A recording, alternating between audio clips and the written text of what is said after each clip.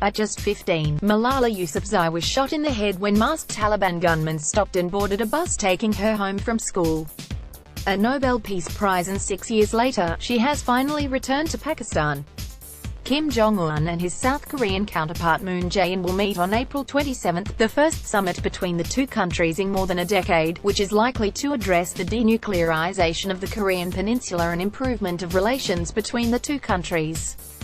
As Chinese censors blocked any mention of North Korea during Kim Jong-un's secret visit this week, internet users employed some creativity to keep discussion of the sensitive topic alive. Authorities in the nation, where prisons are notoriously lawless, overcrowded and filled with weapons and drugs, vowed to investigate what happened, as families of those inside wait to hear if their loved ones are among the dead.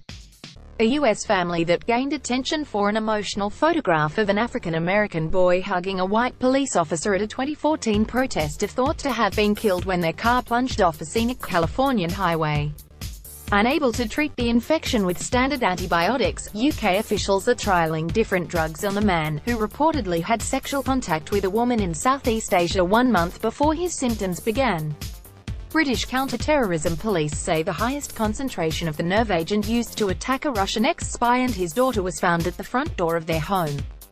Divers recover more than 700 personal letters from a cargo ship that was torpedoed in the Atlantic in 1941, including one written from a sailor to his most precious sweetheart, saying he had wept with joy after she accepted his marriage proposal. A newly married husband and wife are feared to have been killed, and 2 very young children injured, when a RAF Super Hornet fired a GPS-guided bomb at a building in West Mosul last year.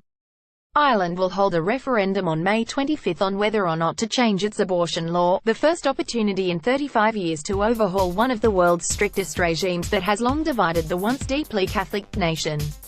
It may not look like much, but this giant, fuzzy blob of a galaxy has astronomers perplexed. Scientists are putting the finishing touches on the Parker Solar Probe ahead of its mission to fly directly into the Sun's atmosphere and figure out why it is hotter than the Sun's surface.